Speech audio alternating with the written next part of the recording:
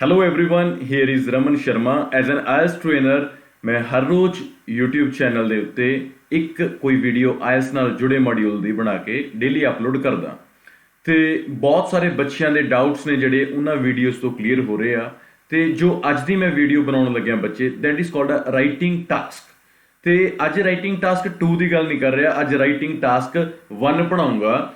ਤੇ ਬਹੁਤ ਵਧੀਆ ਤਰੀਕੇ ਨਾਲ ਆਪਾਂ ਇਦਾਂ ਕਰਾਂਗੇ, ਸਾਰੇ ਬੱਚਿਆਂ ਨੂੰ ਅੱਜ ਜਿੰਨੇ ਵੀ ਰਾਈਟਿੰਗ ਟਾਸਕ 1 ਨਾਲ ਜੁੜੇ ਹੋਏ ਡਾਊਟਸ ਹੋਣਗੇ, ਡੈਫੀਨੇਟਲੀ ਇਸ ਵੀਡੀਓ ਤੋਂ ਬਾਅਦ ਸਾਰੇ ਡਾਊਟਸ ਨੇ ਜਿਹੜੇ ਉਹ ਕਲੀਅਰ ਹੋ ਜਾਣਗੇ। ਐਗਜ਼ਾਮਪਲ ਦੇਣਾ, ਜਦੋਂ ਵੀ ਇੱਕ ਬੱਚਾ ਐਗਜ਼ਾਮ ਦੇ ਵਿੱਚ ਰਾਈਟਿੰਗ ਦਾ ਜਿਹੜਾ ਮਤਲਬ ਕਿ ਪਾਰਟ ਹੁੰਦਾ ਹੈਗਾ ਤਾਂ ਇਹ 'ਚ ਟਾਸਕ 1 ਤੇ ਟਾਸਕ 2 ਜਿਹੜਾ ਰਾਈਟਿੰਗ ਮੋਡਿਊਲ ਹੁੰਦਾ ਹੈਗਾ ਤਾਂ ਆਪਾਂ ਨੂੰ 2 ਟਾਸਕ ਮਿਲਦੇ ਆ। ਮਤਲਬ ਇਹ ਹੈ ਕਿ ਦੋਨੇ ਟਾਸਕ ਨੂੰ ਕਰਨ ਦੇ ਲਈ ਆਪਾਂ ਨੂੰ ਟਾਈਮ ਜਿਹੜਾ ਮਿਲਦਾ that is called a 60 minute. ਹਰ ਇੱਕ ਜਗ੍ਹਾ ਤੇ ਆਪਾਂ ਨੂੰ ਇਹ ਪੜਾਇਆ ਜਾਂਦਾ ਹੈਗਾ ਕਿ 40 ਮਿੰਟ ਤੁਸੀਂ ਟਾਸਕ 2 ਦੇ ਉੱਤੇ ਲਗਾਓ ਤੇ 20 ਮਿੰਟ ਜਿਹੜੇ ਨੇ ਉਹ ਟਾਸਕ 1 ਦੇ ਉੱਪਰ ਲਗਾਓ। ਦੇਖੋ ਬੱਚੇ, we are not going to pressurize you. ਮੈਂ ਬੜੇ ਕਲੀਅਰ ਤਰੀਕੇ ਨਾਲ ਤੁਹਾਨੂੰ ਸਮਝਾਉਣੀ ਚਾਹੁੰਦਾ, ਮੈਂ ਕਿਸੇ ਵੀ ਬੱਚੇ ਨੂੰ ਪ੍ਰੈਸ਼ਰਾਈਜ਼ ਨਹੀਂ ਕਰ ਰਿਹਾ ਹੈਗਾ। ਮੈਂ ਕਿਸੇ ਵੀ ਬੱਚੇ ਨੂੰ ਇਹ ਡਰਾ ਕੇ ਨਹੀਂ ਪੜ੍ਹਾ ਰਿਹਾ ਕਿ ਜਿਸ ਟੈਕਨੀਕ ਦੇ ਨਾਲ ਮੈਂ ਤੁਹਾਨੂੰ ਪੜ੍ਹਾਊਂਗਾ ਡੈਫੀਨੇਟਲੀ ਤੁਹਾਨੂੰ ਉਹਨੂੰ ਫੋਲੋ ਕਰਨਾ ਪਏਗਾ। ਤੁਸੀਂ ਜਸਟ ਮੇਰੀਆਂ ਗੱਲਾਂ ਨੂੰ ਸੁਣ ਸਕਦੇ ਹੋ, ਅਪਲਾਈ ਕਰਨਾ ਨਾ ਕਰਨਾ ਉਹ ਤੁਹਾਡੀ ਆਪਣੀ ਮਰਜ਼ੀ ਹੈ, ਕਿਉਂਕਿ ਆਇਲਸ ਦੇ ਵਿੱਚ ਹੋਰ ਕੋਈ ਚੀਜ਼ ਵੀ ਨਹੀਂ ਹੁੰਦੀ, that is called just tricks ਨੇਗੀਆਂ। ਤੇ ਮੈਂ ਤੁਹਾਨੂੰ ਇੱਕ ਚੀਜ਼ ਬੜੀ ਕਲੀਅਰ ਕਹਾਂ, ਤੇ ਜੇ ਤੁਸੀਂ ਮੰਨ ਕੇ ਚਲੋ ਰਾਈਟਿੰਗ ਟਾਸਕ ਜਿਹੜਾ 1 ਹੈ ਉਹ ਤੁਸੀਂ 15 ਮਿੰਟ 'ਚ ਫਿਨਿਸ਼ ਕਰ ਲਿਆ ਤਾਂ ਰਾਈਟਿੰਗ ਟਾਸਕ 2 ਹੈ ਜਿਹੜਾ ਤੁਸੀਂ ਉਹ 45 ਮਿੰਟ ਤੁਹਾਡੇ ਕੋਲੇ ਹੈਗੇ ਆ। ਮਤਲਬ ਟਾਈਮ ਦੀ ਬਾਉਂਡੇਸ਼ਨ ਨਹੀਂ ਹੈਗੀ। ਬਹੁਤ ਬੱਚੇ ਦੇ ਮਨ 'ਚ ਡਾਊਟ ਹੁੰਦਾ ਕਿ ਸਰ ਐਗਜ਼ਾਮ ਦੇ ਵਿੱਚ ਸ਼ਾਇਦ ਸਾਡੀ ਵਰਡ ਲਿਮਿਟ ਹੈ ਜਿਹੜੀ ਕਿਤੇ ਉਹ ਵੱਧ ਜੇ, ਤਾਂ ਬੱਚੇ ਐਗਜ਼ਾਮ ਦੇ ਵਿੱਚ ਪ੍ਰੈਸ਼ਰ ਇੰਨਾ ਜ਼ਿਆਦਾ ਹੁੰਦਾ ਕਿ ਵਰਡ ਲਿਮਿਟ ਵਧਣ ਦੇ ਤਾਂ ਆਸਾਰ ਬਿਲਕੁਲ ਨਹੀਂ ਹੁੰਦੇ ਹੈਗੇ, ਕਿਉਂਕਿ ਉਸ ਜਗ੍ਹਾ ਤੇ ਉਸ ਟਾਈਮ ਆਪਾਂ ਬਹੁਤ ਪ੍ਰੈਸ਼ਰ ਦੇ ਵਿੱਚ ਲਿਖ ਰਹੇ ਹੁੰਦੇ ਆ। ਅੱਜ ਮੈਂ ਜੋ ਚੀਜ਼ਾਂ ਤੁਹਾਨੂੰ ਸਮਝਾਉਂਗਾ ਤੁਸੀਂ ਉਸ ਨੂੰ ਬਹੁਤ ਵਧੀਆ ਤਰੀਕੇ ਨਾਲ ਫੋਲੋ ਕਰਿਓ। ਤੇ ਰਾਈਟਿੰਗ ਟਾਸਕ 1 ਇਹਦੇ ਤੁਹਾਨੂੰ 3 ਬੈਂਡ ਸਕੋਰ ਹੁੰਦੇ ਆ, ਰਾਈਟਿੰਗ ਟਾਸਕ 2 ਦੇ 6 ਹੁੰਦੇ ਆ ਤੇ ਓਵਰਆਲ ਆਪਣੇ ਕੋਲੇ 9 ਹੁੰਦੇ ਆ। ਰਾਈਟਿੰਗ ਟਾਸਕ 1 ਦੀਆਂ ਜਿਹੜੀਆਂ ਟਾਈਪਸ ਨੇ ਬੱਚੇ, ਜਿਵੇਂ ਕਿ ਲਾਈਨ ਗ੍ਰਾਫ, ਬਾਰ ਗ੍ਰਾਫ, ਪਾਏ, ਟੇਬਲ, ਡਾਇਗਰਾਮ, ਪ੍ਰੋਸੈਸ ਜਾਂ ਮੈਪ, ਮਤਲਬ ਇਹ ਸਾਰੀਆਂ ਟਾਈਪਸ ਨੇਗੀਆਂ। ਤੇ ਐਗਜ਼ਾਮ ਇਹਨਾਂ ਟਾਈਪਸ ਦੇ ਵਿੱਚੋਂ ਸ਼ਾਇਦ ਕੋਈ ਇੱਕ ਟਾਈਪ ਆਪਾਂ ਨੂੰ ਐਗਜ਼ਾਮ ਦੇ ਵਿੱਚ ਆ ਜੇ। ਮੈਂ ਤੁਹਾਨੂੰ ਬਿਲਕੁਲ ਬਿਗਿਨਿੰਗ ਤੋਂ ਸਿਖਾਊਂਗਾ ਤੇ ਮੈਂ ਟਰਾਈ ਕਰੂੰਗਾ ਕਿ ਹਰ ਰੋਜ਼ ਮੈਂ ਰਾਈਟਿੰਗ ਦੇ ਉੱਤੇ ਇੱਕ ਬਹੁਤ ਅੱਛੀ ਵੀਡੀਓ ਬਣਾਵਾਂ ਤੇ ਅਪਲੋਡ ਕਰਾਂ ਤੇ ਬਹੁਤ ਬੱਚਿਆਂ ਦੇ ਜਿਹੜੇ ਡਾਊਟਸ ਹੋਣਗੇ ਉਹ ਕਲੀਅਰ ਹੋ ਜਾਣਗੇ। ਟਾਸਕ 1 ਦੇ ਵਿੱਚ ਅੱਜ ਜਿਹੜੀ ਆਪਾਂ ਟਾਕ ਕਰਾਂਗੇ ਬੱਚੇ, that is called a line graph. ਮੈਂ ਅੱਜ ਤੁਹਾਨੂੰ ਇੱਕ ਲਾਈਨ ਗ੍ਰਾਫ ਹੈ ਜਿਹੜਾ ਉਹ ਸ਼ੋਅ ਕਰੂੰਗਾ। ਉਸ ਤੋਂ ਬਾਅਦ ਆਪਾਂ ਉਸ ਲਾਈਨ ਗ੍ਰਾਫ ਨੂੰ ਕੀ ਕਰਾਂਗੇ, ਮੈਂ ਤੁਹਾਨੂੰ ਸਿਖਾਊਂਗਾ ਕਿ ਸਟਰਕਚਰ ਕਿਵੇਂ ਲਿਖਣਾ ਹੈਗਾ, ਆਪਾਂ ਇੰਟਰੋਡਕਸ਼ਨ ਕਿਵੇਂ ਕਰਾਂਗੇ, ਬੋਡੀ ਪੈਰਾਗ੍ਰਾਫਸ ਨੇ ਜਿਹੜੇ ਉਹ ਕਿਵੇਂ ਬਣਾਵਾਂਗੇ, ਵੋਕੈਬੂਲਰੀ ਕਿਸ ਤਰੀਕੇ ਦੀ ਯੂਜ਼ ਕਰਾਂਗੇ, ਐਡਵਰਬਸ ਕਿਵੇਂ ਯੂਜ਼ ਕਰਾਂਗੇ, ਸੈਂਟੈਂਸ ਸਟਰਕਚਰ ਜਿਹੜਾ ਆਪਣਾ ਉਹ ਕਿਵੇਂ ਦਾ ਹੋਣਾ ਚਾਹੀਦਾ ਹੈ, ਐਗਜ਼ਾਮੀਨਰ ਆਪਾਂ ਨੂੰ 3 ਆਊਟ ਆਫ 3 ਬੈਂਡ ਸਕੋਰ ਕਿਵੇਂ ਦੇਊਗਾ। ਤਾਂ ਆਪਾਂ ਟਾਈਮ ਨੂੰ ਵੇਸਟ ਨਹੀਂ ਕਰਦੇ ਤੇ ਆਪਾਂ ਟਾਸਕ 1 ਦੇ ਅੱਜ ਲਾਈਨ ਗ੍ਰਾਫ ਦੀ ਗੱਲ ਕਰਦੇ ਹਾਂ। ਤੇ ਇਹ ਗੱਲ ਬੜੇ ਯਾਦ ਰੱਖੋ, ਤੁਸੀਂ ਲਾਈਨ ਗ੍ਰਾਫ ਦੀ ਜੇ ਇੰਟਰੋਡਕਸ਼ਨ ਬਹੁਤ ਅੱਛੇ ਤਰੀਕੇ ਨਾਲ ਸਿੱਖ ਗਏ, ਤੁਹਾਨੂੰ ਇੰਟਰੋਡਕਸ਼ਨ ਲਿਖਣੀ ਆ ਗਈ, ਤਾਂ ਬੱਚੇ ਮੈਂ ਬਿਲਕੁਲ ਵੀ ਤੁਹਾਨੂੰ ਡਰਾ ਕੇ ਨਹੀਂ ਪੜਾਉਂਦਾ ਹੈਗਾ। ਬਾਰ ਚਾਰਟ, ਪਾਏ, ਟੇਬਲ ਜਾਂ ਜਿੰਨੀਆਂ ਵੀ ਇਹਦੀਆਂ ਟਾਈਪਸ ਨੇਗੀਆਂ ਸਾਰਿਆਂ ਦੀ ਇੰਟਰੋਡਕਸ਼ਨ ਸੇਮ ਹੈ। ਬਸ ਫਰਕ ਇਕੱਲਾ ਉਹਨਾਂ ਦਾ ਕੀ ਹੁੰਦਾ ਹੈਗਾ ਕਿ ਤੁਹਾਨੂੰ ਸ਼ੇਪਸ ਦਾ ਫਰਕ ਪੈ ਜਾਊਗਾ। ਜਿਵੇਂ ਲਾਈਨ ਦੀ ਹੋਰ ਸ਼ੇਪ ਹੁੰਦੀ ਹੈ ਤੇ ਬਾਰ ਦੀ ਹੋਰ ਸ਼ੇਪ ਹੁੰਦੀ ਹੈ, ਤਾਂ ਡੈਫੀਨੇਟਲੀ ਸਾਰੇ ਇੱਕੋ ਤਰੀਕੇ ਨਾਲ ਲਿਖੇ ਜਾਂਦੇ ਨੇ। ਡਰਨ ਦੀ ਬਿਲਕੁਲ ਲੋੜ ਨਹੀਂ ਹੈਗੀ। ਬਸ ਮਤਲਬ ਇੰਨਾ ਕਿ ਬੱਚੇ ਕਿ ਜੇ ਤੁਹਾਨੂੰ ਲਾਈਨ ਗ੍ਰਾਫ ਬੜੇ ਅੱਛੇ ਤਰੀਕੇ ਨਾਲ ਲਿਖਣਾ ਆ ਗਿਆ ਤਾਂ ਤੁਹਾਡੇ ਬਹੁਤ ਤਰ੍ਹਾਂ ਦੇ ਜਿਹੜੇ ਡਾਊਟਸ ਨੇਗੇ ਉਹ ਕਲੀਅਰ ਹੋ ਜਾਣਗੇ। ਅੱਜ ਆਪਾਂ ਸ਼ੁਰੂ ਕਰਦੇ ਹਾਂ। ਚਲੋ ਮੈਂ ਤੁਹਾਨੂੰ ਇੱਕ ਟਾਈਪ ਸ਼ੋਅ ਕਰਦਾ ਲਾਈਨ ਗ੍ਰਾਫ ਦੀ। ਫਿਰ ਵੀ ਜੇ ਕੋਈ ਡਾਊਟ ਰਿਹਾ ਤਾਂ ਆਪਾਂ ਟਰਾਈ ਕਰਾਂਗੇ ਕਿ ਇਹਨੂੰ ਹੋਰ ਵਧੀਆ ਤਰੀਕੇ ਨਾਲ ਪੜ੍ਹਾਇਆ ਜਾਵੇ। ਦੇਖੋ ਬੱਚੇ, ਤੁਹਾਡੀ ਸਕਰੀਨ ਦੇ ਉੱਤੇ ਮੈਂ ਤੁਹਾਨੂੰ ਇੱਕ ਟਾਈਪ ਸ਼ੋਅ ਕੀਤੀ ਹੈਗੀ।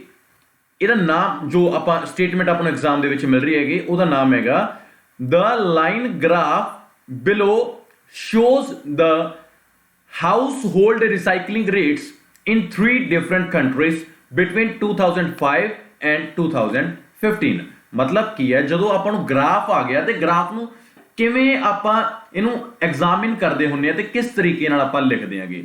ਸਭ ਤੋਂ ਪਹਿਲੀ ਚੀਜ਼ ਬੱਚੇ ਇਹ ਹੁੰਦੀ ਹੈ, ਇਹਦਾ ਜਿਹੜਾ ਵਰਟੀਕਲ ਪਾਰਟ ਹੈ, ਵਰਟੀਕਲ ਹੁੰਦਾ ਉੱਪਰ ਤੋਂ ਨੀਚੇ ਦਾ, ਉਹ ਪਰਸੈਂਟੇਜ ਹੈ। ਦੇਖੋ 0%, 10, 20, 30, 40, 50, 60, 70। ਗ੍ਰਾਫ ਹਮੇਸ਼ਾ ਸੀਕੁਐਂਸ 'ਚ ਚੱਲਦਾ ਹੁੰਦਾ ਹੈ। ਕਦੇ ਨਹੀਂ ਇਹ ਹੋਏਗਾ ਕਿ ਇੱਥੇ 10% ਹੈ, ਉਰੇ 25% ਹੁੰਦਾ, ਜਾਂ ਉਰੇ ਫਿਰ 26% ਹੁੰਦਾ, 29 ਹੁੰਦਾ। ਉਲਟਾ ਪੁਲਟਾ ਕੁਝ ਵੀ ਨਹੀਂ ਹੁੰਦਾ। ਜੇ ਇੱਥੇ 0 ਤੋਂ 10% ਹੈ ਤਾਂ ਸੇਮ ਫਰਕ ਦੇ ਨਾਲ ਤੁਹਾਨੂੰ ਉੱਪਰੋਂ ਦੀ ਜਿਹੜੀ ਰੇਸ਼ੋ ਹੈ ਉਹ ਮਿਲੇਗੀ। ਤੇ ਜੇ ਆਪਾਂ ਹੌਰੀਜ਼ੌਂਟਲ ਦੀ ਗੱਲ ਕਰਦੇ ਹਾਂ ਤਾਂ ਆਪਣੇ ਕੋਲੇ ਈਅਰਸ ਨੇ, ਜਿਵੇਂ 2005 ਹੈ, 2007, 9, 11, 13, 15। मतलब की है कि सेम उस तरीके नाल आपको जिहड़ी इहदा रेशो दित्ती है ना बच्चे, वो की है इक्वल है। अपने को स्टेटमेंट इधर है, इधर अपने को ये पता लगे तो अपन कलर्स दिते हुए ने कंट्रीज, मतलब कि ब्लू यूके की लाइन है, फ्रांस जिहड़ी रेड कलर है, तो जर्मनी है जिहड़ा वो ग्रीन कलर है। कदे भी जदों तुसीं ग्राफ नूं देखदे हुंदे होगे तो सब तो पहला आपां ओवरऑल चो गल करदे हां, इंट्रोडक्शन बनाउणी सिखाउणा। जे एक टास्क की तुसीं इंट्रोडक्शन बहुत अच्छे तरीके नाल सीख गए तो बिलीव करियो मेरे वर्ड्स दे उत्ते, जिन्ने भी टास्क 1 दे टास्क होणगे तो सारिਆਂ ਦੀ इंट्रोडक्शन सेम तरीके नाल लिखी जाऊगी। तो मैं तुहानूं शो करदा कि मैं इंट्रोडक्शन किस तरीके नाल लिखी ते एग्जाम दे विच तुसीं इस नूं किस तरीके नाल लिख सकदे हो। सो स्क्रीन दे उत्ते मैं तुहानूं एक इंट्रोडक्शन दा जिहड़ा पार्ट है बच्चे वो शो करदा। That's fine, it's okay. देखो कदे भी जो इंट्रोडक्शन लिखनी होंदी है तो पहली लाइन देखो, द लाइन ग्राफ। अपन बच्चे इधर देखो नीचे भी मैंने की लिखा, द लाइन ग्राफ। एग्जाम का एक रूल हैगा कि ग्राफ जेड़ा मर्जी होवे आपां उस नूं सिनोनिम च यूज नहीं करना। नंबर 1 रूल, जेड़ा भी ग्राफ का नेम है आपां एक्यूरेट उही नेम है जेड़ा वो मैंशन करते हुंदे आ। उस तो नैक्सट वर्ड किहड़ा इत्थे बच्चे, बिलो। ते बिलो कदे भी राइटिंग टास्क जो आप इंट्रोडक्शन लिखते होंगे बिलो वर्ड कदे आउंदा ही नहीं हैगा, ये रूल हैगा। पहले नंबर पे अपन की किया, the line graph, upon accurate the line graph लिखता, बिलो वर्ड मैंने कटता, अगे आ गया दैट इज कॉल्ड शोज। हुण शोज की जगह ते आपां ओहदा सिनोनिम यूज किया, दैट इज कॉल्ड इलूस्ट्रेट्स। ये बहुत सारे सिनोनिम्स होंगे हैं, जिवें शोज दे रिप्रजेंट्स होंदा हैगा, इलूस्ट्रेट्स होंदा हैगा, डिपिक्ट्स होंदा हैगा, प्रोवाइड्स इनफॉर्मेशन अबाउट होंदा है। वो आपां एक लिखना हैगा, अपनी चॉइस है। आपने अज इलूस्ट्रेट्स लिख लिया, दैट्स ओके। ते किसी भी बच्चे नूं ये प्रेशर नहीं हुंदा कि तेने कई बार डराया जाता है कि लाइन ग्राफ च शोज नूं इलूस्ट्रेट्स लिखना है, बार च रिप्रजेंट्स लिखना है। बिल्कुल डरन की लोड़ नहीं। तुसीं अच्छे तरीके नाल ये ना होवे ना कि तुसीं अकैडमी दे विच प्रैक्टिस इलूस्ट्रेट्स लिख लिख के करदे हो ते एग्जाम दे विच तुसीं रिप्रजेंट्स लिखता ते तुहानूं ओहदी स्पैलिंग गलत हो गई। टू बी वेरी ऑनेस्ट, तुसीं किसी दे उत्ते रोब नहीं पा रहे अपना, तुसीं अपने तरीके नाल उहनूं लिखना सीखो बच्चे, ते तुसीं बहुत वधिया ढंग दे नाल एक डेली तुसीं बस ये ला लो कि मैं शोज दा, देखो हर टास्क दे विच शोज वर्ड मिलूगा, ਉਹਦਾ सिनोनिम लिखना मिलूगा, तो डेफिनेटली मैं इलूस्ट्रेट से लिख दिया करूंगा या टिपिक्स लिख दिया करूंगा, मेरी अपनी चॉइस है। The household recycling rates, अगली लाइन है the household recycling rates. मैंने इत्थे की लिखा बच्चे, the original house hold recycling rate. मैं कितों नहीं लैके आया, आ देखो स्क्रीन दे उत्ते आ सीगा regional household recycling rates. मतलब की है, rather to write the household recycling rate, मैंने उहदी जगह ते मेंशन करता regional household recycling rates. हमेशा चीज नूं पलट के लिखदे हुंदे आ ते स्कोर बड़ा वधिया हुंदा हैगा। अगे दित्ता इन 3 डिफरेंट कंट्रीज, ते अपन कंट्रीज इधर नेम मेंशन है, देखो ध्यान नाल, यूके, फ्रांस, जर्मनी। और अपन इहनूं चेंज करके की लिखा, in the UK, France and Germany. मतलब की है, आप रादर टू राइट के 3 डिफरेंट कंट्री, उसकी जगह अपने कंट्रीज के नेम नूं मेंशन करता। उस बार उरे लिखा हुआ है बिटवीन। ये रूल याद रख लियो कि जदों ईयर तो पहला बिटवीन लिखा हुंदा है तो जिवें बिटवीन 2005, उस तो बाद एंड लगेगा, एंड। फिर 2015 जदों अपने चेंज किया, बिटवीन की जगह अपने वर्ड यूज कर लिया उरे फ्रॉम, 2005 का 5 आ गया, पर एंड की जगह ते 2 आ गया। रूल ये कहता है बच्चे, जिथे बिटवीन लाओगे तो year they which and word use करना है, जिथे फ्रॉम लाओगे तो ईयर दे विच कल्ला 2 वर्ड यूज करना है। टू बी वेरी फ्रैंक, तुहाडी इंट्रोडक्शन इस टाइम रेडी हैगी। मतलब की हैगा, एक बार तुहानूं मैं जस्ट तुहाडी हेल्प दे लई बहुत वधिया होएगा, दैट्स फाइन। आपां एक इंट्रोडक्शन लिख लैणे आ ते मैं तुहानूं बनाउणी सिखा देना वो किवें आ।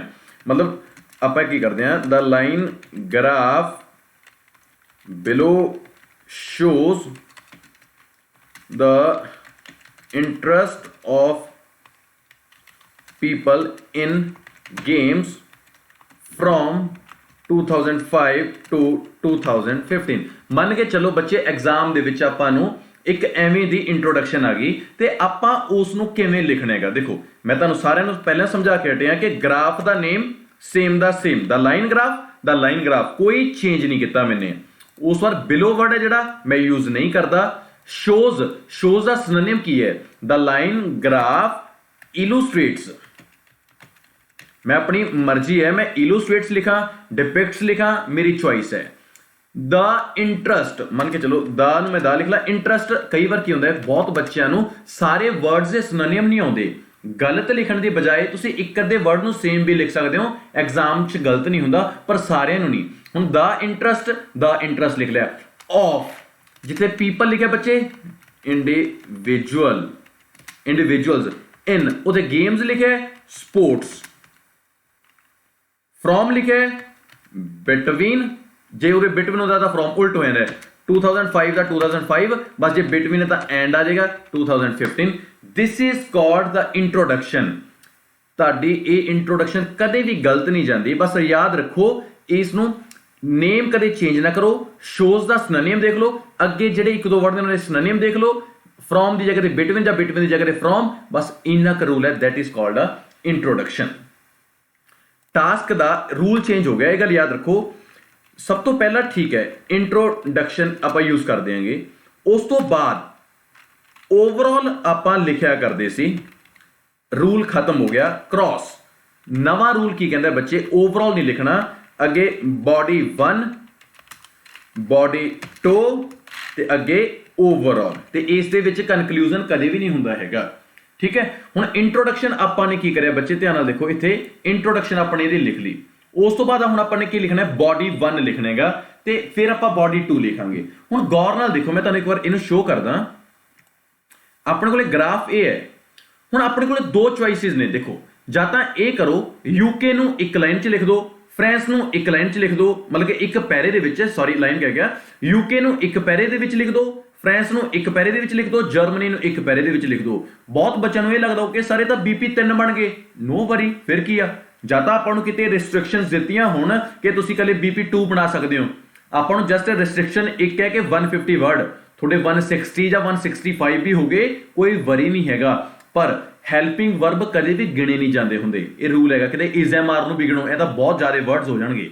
ਪਰ ਦੂਜਾ ਰੂਲ ਕੀ ਕਹਿੰਦਾ ਹੈਗਾ, ਤੁਸੀਂ ਟ੍ਰੈਂਡ ਦੇ ਹਿਸਾਬ ਨਾਲ ਲਿਖੋ। ਟ੍ਰੈਂਡ ਦੇ ਹਿਸਾਬ ਨਾਲ ਕੀ ਹੈਗਾ ਕਿ ਜਿਹੜੀਆਂ ਲਾਈਨਸ ਉੱਪਰ ਜਾ ਰਹੀਆਂ ਨੇ ਉਹ ਗਿਣੋ ਕਿੰਨੀਆਂ ਨੇ। ਮੰਨ ਕੇ ਚੱਲੋ, ਦੇਖੋ UK ਹੈ, ਲਗਭਗ ਇਹ ਚੱਲਿਆ ਸੀ ਅਬਾਊਟ 35 ਤੋਂ ਚੱਲਿਆ ਸੀ, ਇੱਥੇ ਆ ਗਿਆ ਉੱਪਰ, ਫਿਰ ਸਿੱਧਾ ਰਿਹਾ, ਫਿਰ ਉੱਪਰ, ਮਤਲਬ ਕਿ ਇਹ ਵਧਿਆ, ਇਹ ਇਨਕਰੀਜ਼ ਹੋ ਗਿਆ। ਨੰਬਰ 1 ਇਨਕਰੀਜ਼ ਹੈ।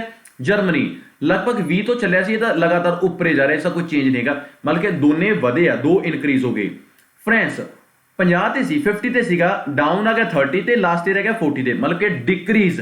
ਹੁਣ ਆਪਾਂ ਕੀ ਦੇਖ ਰਹੇ ਹਾਂਗੇ ਕਿ 3 ਲਾਈਨਸ ਦੇ ਵਿੱਚੋਂ 2 ਲਾਈਨਸ ਨੇ ਜਿਹੜੀਆਂ ਉਹ ਇਨਕਰੀਜ਼ ਨੇ, ਜਿਹੜੇ ਇੱਕ ਲਾਈਨ ਹੈ ਉਹ ਡਿਕਰੀਜ਼ ਹੈ। ਆਪਾਂ ਰੂਲ 'ਚ ਕੀ ਕਰਾਂਗੇ ਬੱਚੇ, 2 ਲਾਈਨਸ ਜਿਹੜੀਆਂ UK ਤੇ ਜਰਮਨੀ ਹੈ ਉਹਨੂੰ ਆਪਾਂ ਇੱਕ ਬॉडी 1 ਦੇ ਵਿੱਚ ਲਿਖਾਂਗੇ, ਤੇ ਇਕੱਲਾ ਫਰਾਂਸ ਹੈ ਉਹਨੂੰ ਇੱਕ ਬॉडी 2 ਦੇ ਵਿੱਚ ਲਿਖਾਂਗੇ। That's it.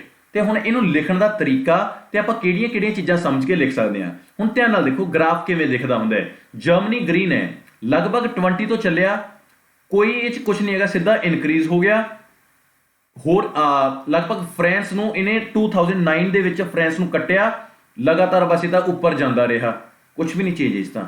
UK ਹੁਣ ਆਪਣੇ ਕੋਲੇ ਇਹ ਵੀ ਗੌਰ ਰੱਖੋ, 30 ਤੇ 40 ਹੈ, ਆਪਣੇ ਕੋਲੇ ਆਉਰੋ ਲਾਈਨ ਸ਼ੁਰੂ ਹੋ ਰਹੀ ਹੈ ਤੇ ਆਪਣੇ ਕੋਲੇ ਐਕੂਰੇਟ ਨੰਬਰ ਨਹੀਂ ਹੈਗਾ ਬੱਚੇ। ਇਹ ਨਹੀਂ ਹੈਗਾ ਕਿ ਆਪਾਂ 36 ਲਿਖੀਏ ਜਾਂ 34 ਲਿਖੀਏ। ਜਦੋਂ ਐਵੇਂ ਦੀ ਸਿਚੁਏਸ਼ਨ ਆ ਜਾਏ ਕਿ ਆਪਣੇ ਕੋਲੇ ਐਕੂਰੇਟ ਨੰਬਰ ਨਾ ਹੋਵੇ ਤਾਂ ਉਸ ਦੇ ਅੱਗੇ ਇੱਕ ਵਰਡ ਯੂਜ਼ ਕਰਦੇ ਹੁੰਦੇ ਆ, ਦੈਟ ਇਜ਼ ਕਾਲਡ ਅਪਰੋਕਸੀਮੇਟਲੀ ਜਾਂ ਅਬਾਊਟ ਜਾਂ ਨੀਅਰ ਬਾਏ। ਜਦੋਂ ਤੁਸੀਂ ਆਹ ਵਰਡ ਲਿਖ ਕੇ ਕੋਈ ਵੀ ਨੰਬਰ ਲਿਖ ਦੋਗੇ ਤਾਂ ਐਗਜ਼ਾਮ ਗਲਤ ਨਹੀਂ ਹੋਊਗਾ। ਕਿਤੇ ਇਹ ਨਾ ਹੋ ਜੇ ਕਿ ਤੁਸੀਂ ਇਹ ਲਿਖੋ ਕਿ ਇਹ 35 ਤੋਂ ਸ਼ੁਰੂ ਹੋਇਆ ਸੀ, ਕੀ ਪਤਾ 36 ਹੋਵੇ ਜਾਂ 34 ਹੋਵੇ, ਆਪਾਂ ਨੂੰ ਐਕੂਰੇਟ ਨਹੀਂ ਪਤਾ ਲੱਗ ਰਿਹਾ। ਤਾਂ ਉਹਦਾ ਸਭ ਤੋਂ ਵਧੀਆ ਰੀਜ਼ਨ ਬੱਚੇ ਇਹੀ ਹੈਗਾ ਕਿ ਇਹਨਾਂ ਦੇ ਅੱਗੇ ਵਰਡਸ ਮੈਂ ਯੂਜ਼ ਕਰੇ ਹੋਏ ਨੇ, ਮੈਂ ਤੁਹਾਨੂੰ ਦਿਖਾਊਂਗਾ ਤੇ ਤੁਹਾਡੀ ਹੈਲਪ ਹੋਏਗੀ।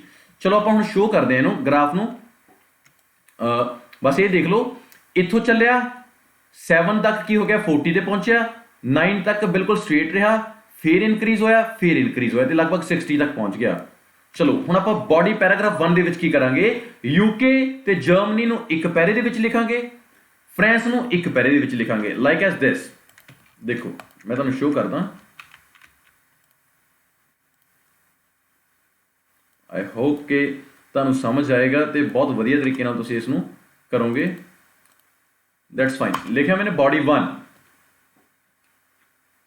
देखो बॉडी 1 मैंने इस तरीके नाल लिखिया, मैं तुहानूं एक एक लाइन क्लीयर करवाऊंगा तो प्रॉपर बेस्ट तरीके नाल समझाऊंगा। ध्यान नाल देखो, मैं शुरू किया इन 2005, मतलब कि इन 2005 और शुरू हो रहेगा, ठीक है। The recycling rates of the UK and Germany, मैंने दोनों का लिख लिया हुण इकट्ठा, यूके दा ते जर्मनी दा। मैं क्या जिहड़ा in 2005 the recycling rate of the UK and Germany वर तां लाया क्योंकि मैंने दो कंट्री ने, यूके ते जर्मनी, ठीक है। वर नीयरली, हुण बच्चा नीयरली वर्ड यूज करना सब तो तरीका क्यों यूज करया मैंने, क्योंकि ਆਪਾਂ ਇਹ श्योर नहीं हैगे कि ਕਿਹੜਾ ਨੰਬਰ ਹੈ ਇੱਥੇ, ਤਾਂ ਇਸ ਕਰਕੇ ਆਪਣੇ ਨੀਅਰਲੀ ਵਰਡ ਨੂੰ ਯੂਜ਼ ਕੀਤਾ ਤਾਂ ਜੋ ਆਪਾਂ ਨੂੰ ਐਗਜ਼ਾਮ ਦੇ ਵਿੱਚ ਇਹ ਹੈਲਪ ਹੋ ਜਾਏਗੀ ਕਿ ਐਕੂਰੇਟ ਨੰਬਰ ਨਹੀਂ ਹੈਗਾ, ਪਰ ਫਿਰ ਵੀ ਦੇਖੋ ਨੀਅਰਲੀ 35%, और ਨੀਅਰਲੀ 35 ਲਿਖ ਲਿਆ, एंड 20%, ये 20% ਹੈਗਾ, ਇਹਦੇ ਕੇ ਕੋਈ ਨੀਅਰਲੀ ਕੁਝ ਨਹੀਂ ਹੈਗਾ। ਰਿਸਪੈਕਟਿਵਲੀ वर्ड यूज ਹੁੰਦਾ ਹੈ सीक्वेंस ਚ ਆਪੋ ਆਪਣਾ। फस्ट लाइन की करी है कि 2005 ਦੇ ਵਿੱਚ ਰੀਸਾਈਕਲਿੰਗ ਰੇਟ ਹੈ ਜਿਹੜਾ ਉਹ ਯੂਕੇ ਤੇ ਜਰਮਨੀ ਦਾ ਵਰ ਨੀਅਰਲੀ 35% ਤੇ ਲਗਭਗ 20% ਸੀਗਾ। ਹੁਣ ਉਸ ਤੋਂ ਬਾਅਦ ਇੱਕ ਲਾਈਨ ਸ਼ੁਰੂ ਕਰ ਰਿਹਾ ਜਰਮਨੀ ਦੀ। ਜਰਮਨੀਜ਼ ਰੇਟ ਇਨਕਰੀਜ਼ਡ ਸ਼ਾਰਪਲੀ, ਜਿਹੜਾ ਸ਼ਾਰਪਲੀ ਵਰਡ ਹੈ ਨਾ ਬਹੁਤ ਤੇਜ਼ੀ ਨਾਲ ਉੱਪਰ ਜਾਣਾ, ਕਹਿੰਦਾ ਜਰਮਨੀ ਦਾ ਰੇਟ ਹੈ ਜਿਹੜਾ ਉਹ ਇਨਕਰੀਜ਼ਡ ਹੋ ਗਿਆ ਸ਼ਾਰਪਲੀ। ਦੇਖੋ ਇਕੁਅਲ ਤੇ ਸ਼ਾਰਪਲੀ ਜਾ ਰਿਹਾ, ਉੱਪਰ ਜਾ ਰਿਹਾ ਹੈਗਾ ਥਰੂ ਆਊਟ ਦਾ ਪੀਰੀਅਡ ਦੇ ਦੌਰਾਨ। Exceeding France rate in 2009, exceeding होता है कटना, आ देखो फ्रांस का रेट इन्हें 2009 ਦੇ ਵਿੱਚ कटिया ऊपर जाते हैं।